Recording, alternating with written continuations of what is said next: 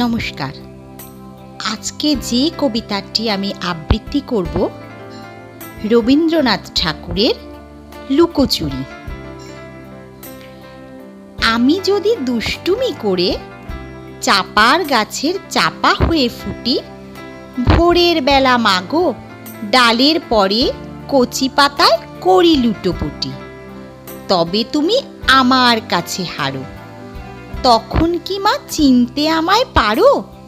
তুমি ডাকো, খোকা কোথায় ওরে?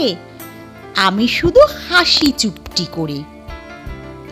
যখন তুমি থাকবে যে কাজ নিয়ে, সবই আমি দেখব নয়ন মেলে। স্নানটি করে চাপার তলা দিয়ে আসবে তুমি পিঠেতে চুল ফেলে। এখান দিয়ে পুজোর ঘরে যাবে, দূরের থেকে ফুলের গন্ধ পাবে।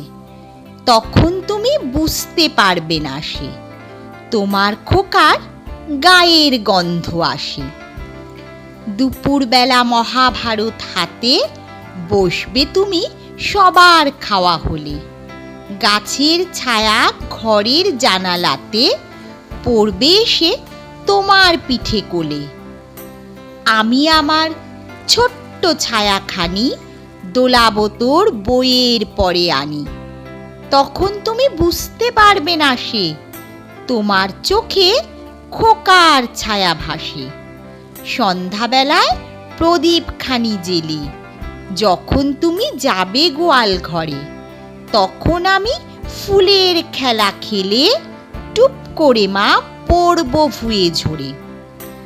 আবার আমি তোমার খোকা হব, গল্প বলো তোমায় গিয়ে কব। তুমি বলবে দুষ্টু ছিলি কোথা? বলবো আমি বলবো না সে কথা।